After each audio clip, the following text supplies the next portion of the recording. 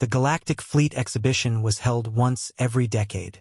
It was the largest military display in the known galaxy. Every major power sent their newest vessel, their finest engineering, their most advanced weapons, their most elegant design. The exhibition was not a competition, not officially, but everyone treated it as one. Every delegation wanted to impress. Every admiral wanted to be remembered. Every shipyard wanted to prove that their work was the best in the galaxy. This year, the exhibition was hosted by the Krell Ascendancy. The venue was the orbital platform above Krell Prime, a vast, open structure, 300 kilometers of docking space, enough room for 500 ships, enough space for 400 delegations, enough silence for the void to press in from every direction and remind everyone how small they were. The Krell had prepared for 2 years. The platform had been rebuilt, the docking clamps reinforced, the viewing galleries expanded, the atmospheric processors upgraded, everything polished, everything ready, everything perfect.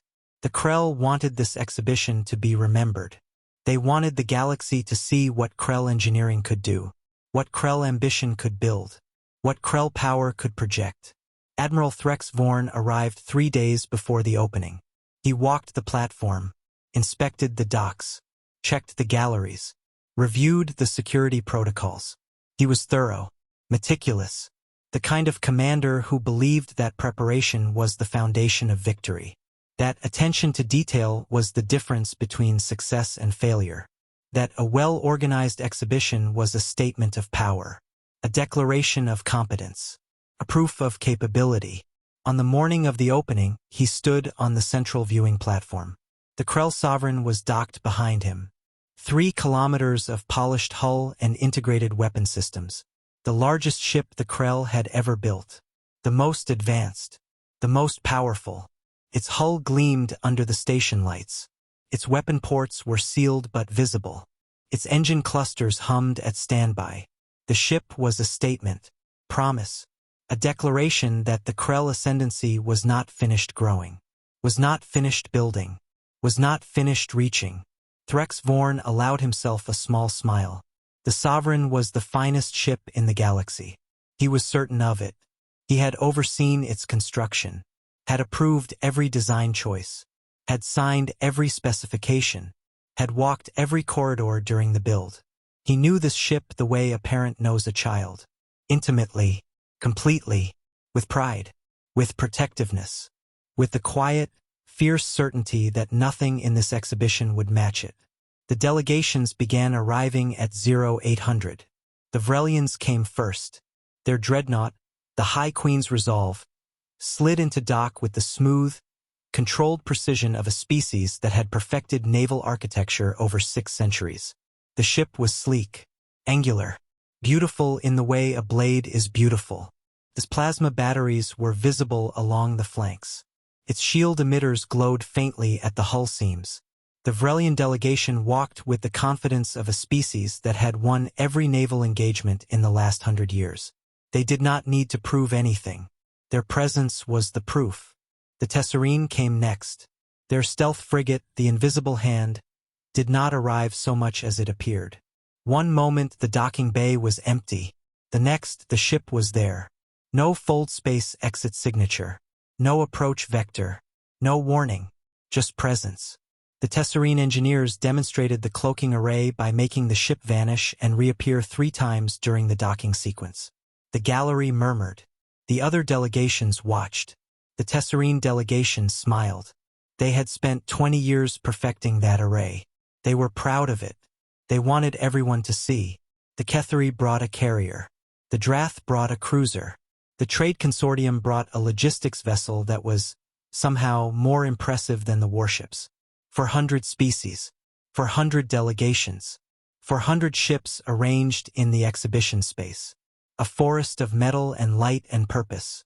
A galaxy of engineering. A universe of ambition. Threx Vaughn watched them arrive. Watched them dock. Watched them open their hulls for inspection.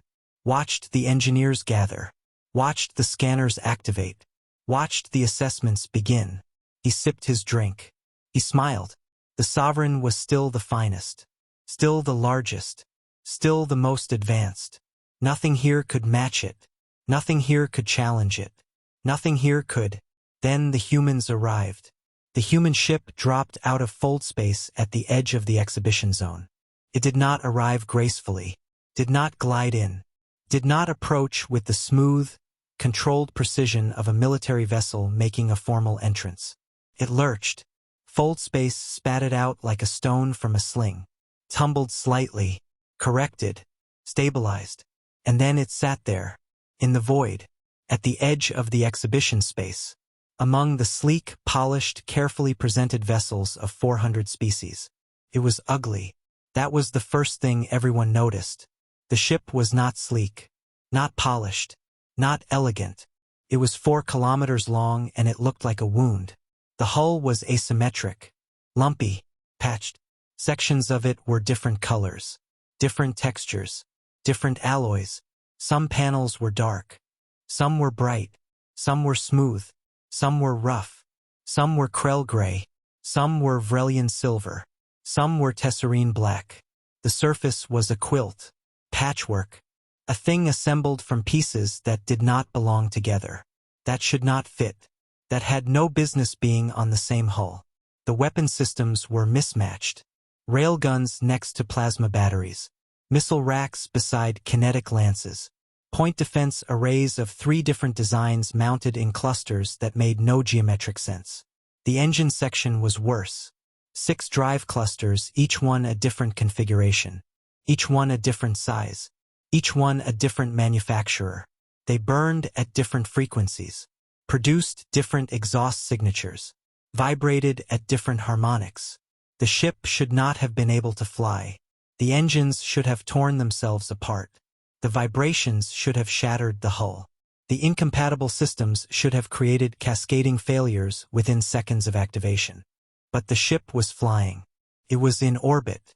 It was holding position. It was here, among the sleek and the polished and the elegant. And it was ugly. And it was wrong. And it was impossible. The gallery went quiet. Not the quiet of awe. Not the quiet of admiration. The quiet of confusion, of disbelief, of the mind encountering something that did not fit its categories. Something that broke the pattern. Something that should not be here, should not exist, should not be flying. The other delegations turned, looked, stared, whispered, pointed, scanned, ran readings, checked again. The readings did not change. The ship was real. The ship was here. The ship was flying. And the ship was impossible. Admiral Threx Vaughn set down his drink. He looked at the ship. He looked at it again. He looked at it a 3rd time. Something about the hull plating nagged at him. Something about the weapon configurations. Something about the engine clusters. A familiarity. A recognition. A sense of knowing that he could not yet name. Like a word on the tip of the tongue. Like a face in a crowd. Like a memory trying to surface. "Scan that vessel," he said, to his intelligence officer. "Full spectrum. Every system. Every component. Every serial number. I want to know what that thing is made of." The intelligence officer ran the scan. The data came back. The officer read it. The officer read it again. The officer's 4 eyes went wide. The officer's scales flushed pale gray. The officer looked up at Threx Vaughn. "Admiral," the officer said, "the scan results are unusual." "Explain." "The hull plating is Krell manufacture. Serial numbers confirm. The weapon systems are Krell design. The engine clusters are Krell configuration. The internal structure is Krell architecture. The ship is..." The officer paused, swallowed. "Admiral, the ship is built from Krell components. Exclusively. Entirely. Every piece. Every panel. Every gun. Every engine. Every wire. Every bolt. Every weld. It is all Krell." Threx Vaughn looked at the ship. He looked at the scan data. He looked at the serial numbers. And the recognition hit him. Not all at once. In pieces. The way a mosaic resolves. 1 tile at a time. Until the whole image is visible. Until the truth is undeniable. Until the thing you are looking at is the thing you already know. The thing you sent. The thing you lost. The thing you thought was gone forever. That's our fleet, he said. His voice was quiet, thin. The voice of a man seeing something he did not expect to see. Something he did not want to see. Something that should not be here. Should not exist. Should not be flying under a human flag. That's our fleet. The Krell delegation moved to the viewing platform. All of them. Every engineer. Every analyst. Every officer. 12 people. They gathered at the rail. They looked at the ship. They looked at the scan data on the intelligence officer's pad. They looked at each other. No one spoke for a long moment. The silence was thick, heavy. The kind of silence that comes before a thing is named. Before a truth is spoken. Before the weight lands. Chief Engineer Krell Vaughn was the first to speak. He pointed at the dorsal section of the hull. His hand was steady. His voice was not. The hull plating on the upper dorsal. Those are Krell Vasith panels. I recognize the alloy composition. I recognize the weld pattern. I recognize the serial numbers. He paused. He swallowed. That ship was destroyed in the Battle of Orion Ridge. 14 years ago. I was there. I was on the command deck. I watched it take 3 direct hits. I watched the hull breach. I watched the crew evacuate. I watched it break apart. I watched the pieces scatter. I watched it die. Another engineer pointed at the port battery. The rail guns. The 6-gun cluster on the port side. Those are Krell Thorn systems. Destroyed at Kethra Point. 22 years ago. I serviced those guns. I calibrated them. I ran the alignment checks. I know their serial numbers. I know their firing signatures. I know the sound they make when they charge. Those are Thorn guns. There is no doubt. A third engineer pointed at the engine section. The drive clusters. 6 of them. Those are from 6 different ships. I can tell by the exhaust geometry, by the cooling fin configuration, by the magnetic containment rings. Krell Marin, Krell Dasith, Krell Ven, Krell Thera, Krell Asen, Krell Mivith. All destroyed. All lost. All sunk in engagements spanning 30 years. All supposed to be debris. All supposed to be gone. The recognition spread. Through the delegation. Through the engineers. Through the officers. Through every Krell on the platform. They looked at the ship and they saw their own history. Their own losses. Their own dead. Their own wars. Reflected back at them. Reassembled. Rewelded. Rebuilt. Into a single vessel. A vessel that should not exist. That could not exist. That violated every principle of engineering they understood. Because the components were incompatible. Because the systems were mismatched. Because the ship was a contradiction. Paradox. An impossibility. That ship is impossible, Krell Vaughn said. His voice was flat. Final. The voice of an engineer stating a fact. Not an opinion. Not a judgment. A fact. The kind of fact that does not change because you want it to. The kind of fact that sits in the room and does not leave. The hull alloys have different thermal expansion coefficients. The weapon systems operate on different power frequencies. The engine clusters produce different vibration harmonics. The internal architecture is inconsistent. The structural loads are incompatible. This ship should not hold together. Should not fly. Should not function. It should tear itself apart the moment the engines activate. It should collapse under its own internal stresses. It should not exist. But it existed. It was here. It was flying. It was holding position in the exhibition space. Ugly, mismatched, impossible, and alive, and present, and undeniable. And the denial was not possible. Not anymore. Not now. Not with the serial numbers on the screen. Not with the recognition in their eyes. Not with the truth welded into every panel. Threx Vaughn stared at the ship. At the hull plates he recognized. At the weapons he had ordered fired. At the engines that had carried his fleet into battle. At the pieces of 47 ships that he had sent at humanity over 40 years. Ships that had attacked. Ships that had killed. Ships that had been destroyed. Ships that were supposed to be gone, supposed to be debris, supposed to be scattered across the void. Lost, forgotten, done. They were not done. They were here, in this ship, under this flag, flying, functioning, existing, and the existence was an accusation, a statement, a truth that the Krell had not been prepared to hear, the truth that everything they had thrown at humanity had been caught, had been kept, had been used, had been turned into the thing that now sat in the exhibition space. Ugly, mismatched, impossible, and undeniable. Open a channel, Threx Vaughn said. His voice was quiet, controlled, the voice of a man holding himself together. To the human vessel. I want to speak to their commander. The channel opened. A face appeared on the screen. A woman, middle-aged, dark hair pulled back, steady eyes, wearing a uniform that was clean but not new, pressed but not perfect. The uniform of someone who had been working, who had been building, who had been tending this ship the way a gardener tends a plot, with patience, with attention, with the slow, steady commitment of a person who understands that what they are growing takes time. Admiral Threx Vaughn, the woman said. Her voice was calm, flat, the voice of someone who had rehearsed this moment. Not the words, the weight of them, the way they would land, the way they would sit in the air afterward. I am Captain Rosachin, United Earth Navy, commander of the UES Reckoning.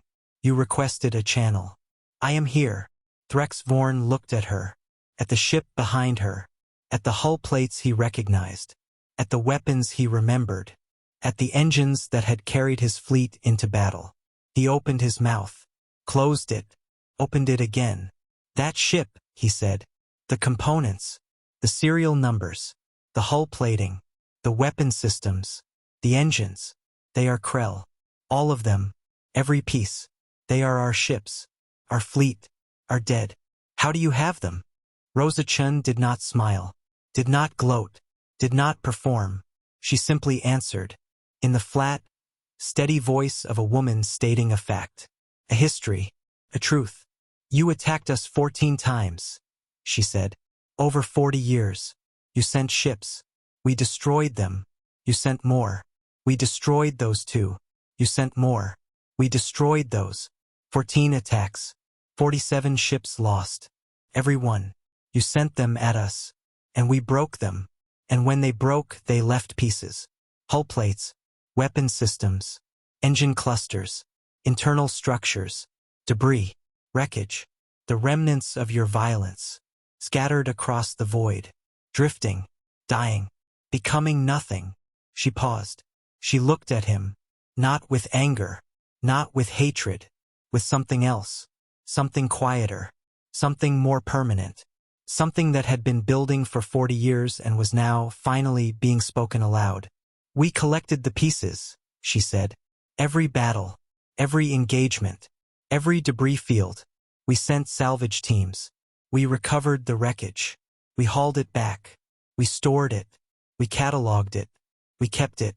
Because we do not waste. Because we do not discard. Because we do not let good material go to scrap. You gave us your ships. In pieces. In fragments. In the broken remnants of your aggression. And we took them. And we held them. And we waited. For the day when we could build something from them. Something that mattered. Something that told the truth. The truth, Threx Vaughn said. The truth that you came at us, Rosachin said. 14 times. With 47 ships. With weapons and engines and hulls and crews. You came at us to destroy us. To end us. To erase us. And we survived. Every time. We survived. And we kept what you left behind. And we built this. She gestured behind her. At the ship. At the ugly, mismatched, impossible vessel. At the 4 kilometers of welded history. At the patchwork hull. At the mismatched weapons. At the incompatible engines. This is your fleet. All of it. Every ship you sent. Every piece of every ship. We found them. We brought them home. We rebuilt them. Not as they were. As something new. As something that serves a different purpose. Your ships were built to destroy us. This ship is built to protect us. Your weapons were aimed at our worlds. These weapons are aimed away from them. Your engines carried you toward us. These engines carry us away from you. Everything you built to end us, we turned into the thing that keeps us alive. And we flew it here, so you could see it, so you could recognize it, so you could understand. Threx Vaughn was silent.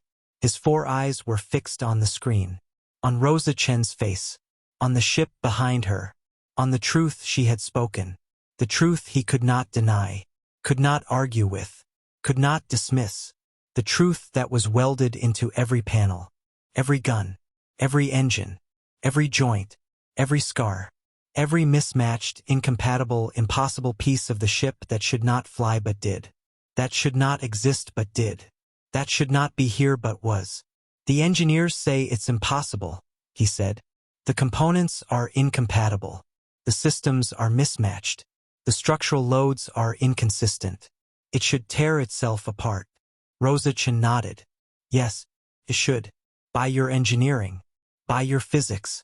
By your understanding of how ships are built. How systems integrate. How components fit. By your rules. By your standards. By your 400 years of naval architecture. She paused. We don't follow those rules. We don't use those standards. We don't build the way you build. You build one ship, from one design, from one set of components, all matching, all compatible, all integrated. We built this ship from 47 designs, 47 sets of components, 47 incompatible systems, and we made them work, not by making them compatible, by making them cooperate, by finding the place where the incompatibility becomes a strength, where the mismatch becomes a feature, where the contradiction becomes the point. She looked at him. Her eyes were steady. Her voice was flat. Her words were final. You built ships to destroy us. We built a ship from your destruction. And the ship flies, because we are stubborn, because we are patient, because we do not let the rules stop us. Because we look at the impossible and say, no, this will fly, this will work, this will exist. Because we say so, because we build it so, because we refuse to let the thing you sent to kill us be the last word. We make it the first word of a new sentence, a new story, a new ship, a new purpose, a new meaning. And the meaning is you came at us. We survived. And we built this from what you left behind. And it flies, and you cannot stop it, and you cannot take it back, and you cannot unmake what we have made, because it is ours now, because we earned it, because we bled for it, because we carried it, because we built it, because we chose to make something from the wreckage instead of nothing. And the something is here, and the something is flying, and the something is telling you the truth. The channel closed. The exhibition space was silent. For 100 delegations, for 100 species, for 100 ships, all of them watching, all of them listening, all of them hearing the truth, all of them seeing the ship, the ugly, mismatched, impossible ship, the ship built from 47 acts of war, the ship built from 14 attacks, the ship built from 40 years of violence, the ship that should not fly, that should not exist, that should not be here, but was. The Vrelian delegation watched from their gallery. The High Queen's advisor leaned toward the Vrelian commander and whispered, "They kept the wreckage. For 40 years. They kept every piece." The commander nodded. His face was unreadable, but his hands were very still. The stillness of a man processing something large. Something that changed the shape of what he thought he knew. The Tesserine delegation watched from their cloaked frigate.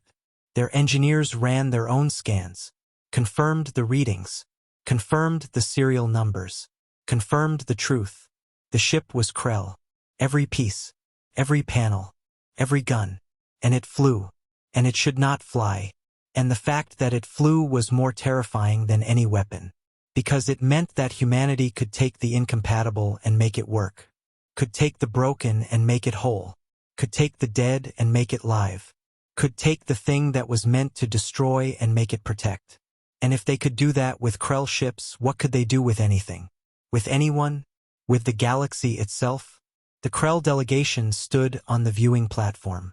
Silent, still, they looked at the ship, at the hull plates they recognized, at the weapons they had calibrated, at the engines they had built, at the pieces of their own history welded into a foreign flag, a foreign purpose, a foreign meaning. They could not look away, could not deny it, could not pretend the ships were not theirs, could not pretend the wars were not fought, could not pretend the dead were not dead. The ship was the proof. The ship was the memory. The ship was the 40 years of violence made visible, made flying, made undeniable. Threx Vaughn stood at the rail. His hands were on the metal. His 4 eyes were on the ship. His mind was on the 40 years, on the 14 attacks, on the 47 ships, on the crews that had flown them, on the orders he had given, on the decisions he had made, on the violence he had directed, on the destruction he had caused, on the pieces that had scattered across the void, on the pieces that had been collected, on the pieces that had been kept, on the pieces that had been rebuilt, on the ship that now sat in the exhibition space. Ugly, mismatched, impossible, and true. He thought about the crews, the Krell crews that had flown those 47 ships, the ones that had attacked, the ones that had fired, the ones that had died, the ones whose hull plates were now on a human ship, whose weapons were now aimed away from human worlds, whose engines were now carrying a human flag. The crews had been Krell, the ships had been Krell, the purpose had been Krell, and now the purpose was human, and the ships still flew, and the purpose still held, and the truth still stood. And the truth was, you came at us, we survived, and we built this from what you left behind. He did not speak, did not issue a statement, did not file a protest, did not demand the ship's removal, did not challenge its presence, did not question its legitimacy. He stood, and he looked, and he carried the weight of what he saw, the weight of recognition, the weight of memory, the weight of 40 years, the weight of 47 ships, the weight of every crew that had flown them, the weight of every order that had sent them, the weight of every decision that had made them, the weight of the truth that the ship carried, the truth that he could not escape, could not deny, could not unmake, the truth that humanity had taken his violence and turned it into their survival, had taken his destruction and turned it into their protection, had taken his aggression and turned it into their foundation, had taken his war and turned it into their peace. The exhibition continued. The other ships displayed their capabilities, fired their weapons, demonstrated their engines, showed their speed, their power, their elegance, their precision, their engineering, their design, their 400 years of naval architecture, their careful, sequential, methodical approach to building, their polished hulls, their matched components, their integrated systems, their compatible architectures, their correct engineering. The UES reckoning did not demonstrate, did not fire its weapons, did not activate its engines, did not show its speed, did not display its power, did not prove its elegance, did not validate its precision, did not justify its engineering, did not defend its design, did not explain its architecture, did not apologize for its ugliness, did not hide its mismatches, did not smooth its scars, did not polish its welds, did not pretend to be something it was not. It sat in the exhibition space, among the sleek and the polished and the elegant, ugly, mismatched, impossible, and alive, and present, and true. And the truth was louder than any demonstration, louder than any weapon, louder than any engine, louder than any speech. The truth was the ship. The ship was the truth. The truth was, we survived. We kept what you left.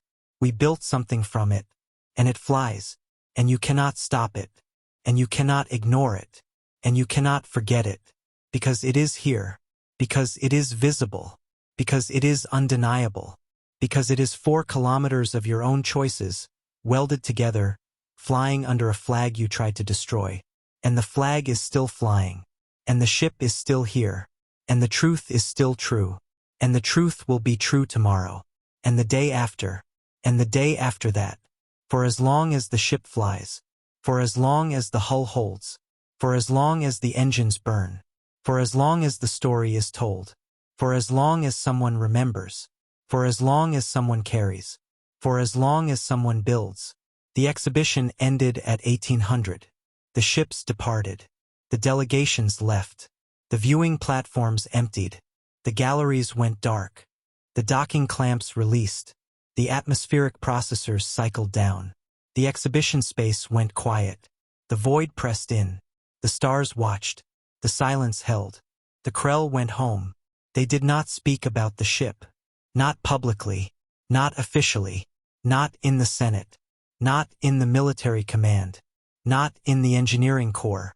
Not in the histories. Not in the records. Not in the stories they told their children. They went home. They sat in their rooms.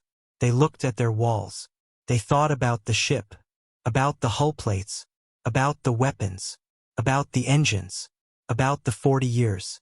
About the 14 attacks. About the 47 ships. About the crews. About the orders. About the decisions. About the truth. And the truth sat with them. In the silence. In the dark. In the quiet. In the place where memory lives. Where guilt lives. Where recognition lives. Where the weight of what you did settles into your bones and does not leave. Does not fade. Does not diminish. Does not become less true with time. Only more true. Only heavier. Only more present. Only more undeniable. Threx Vaughn went to his quarters. He sat at his desk. He opened a drawer. Inside the drawer was a file.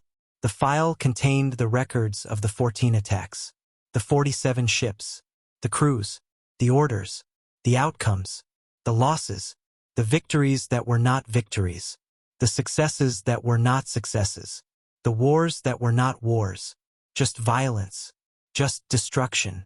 Just the slow, grinding, pointless arithmetic of sending ships at a species that would not break, that would not kneel, that would not stop, that would not die, that would collect the pieces and build something from them, something ugly, something mismatched, something impossible, something that flew. He closed the drawer. He poured a drink. He sat in his chair. He looked at the wall.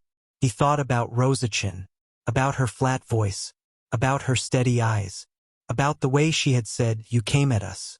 We survived." The way she had said it without anger, without hatred, without triumph. Just truth, just fact, just the simple, terrible, permanent truth of a species that had been attacked 47 times and had refused to die, had refused to break, had refused to let the last word be spoken by the attacker, had taken the wreckage and made it into a statement, had taken the violence and made it into a foundation, had taken the war and made it into a ship. And the ship flew, and the ship was here, and the ship would always be here, in the memory, in the record, in the truth, in the silence, in the weight, in the carrying. Rosachin flew the reckoning home, through fold space, through the void, through the dark between stars. The ship lurched, corrected, stabilized, flew, ugly, mismatched, impossible, and alive, and true, and carrying its story. This 47 ships, this 14 wars, this 40 years, this truth, its meaning, this purpose, this proof, its memory, its weight, its welds, the scars, its patches, its contradictions, its impossibilities, its life. The ship flew, because humanity said it would fly, because humanity built it to fly, because humanity refused to let the rules stop it, because humanity looked at the impossible and said, "No, this will fly, this will work, this will exist, because we say so, because we build it so, because we refuse to let the last word be yours. We make it ours, we make it new, we make it fly, we make it true, we make it matter, we make it last." And it lasted, and it flew, and it carried the truth. And the truth was, you came at us, we survived, and we built this from what you left behind. And the galaxy heard it, And the galaxy remembered. And the galaxy understood. And the galaxy never forgot. The end.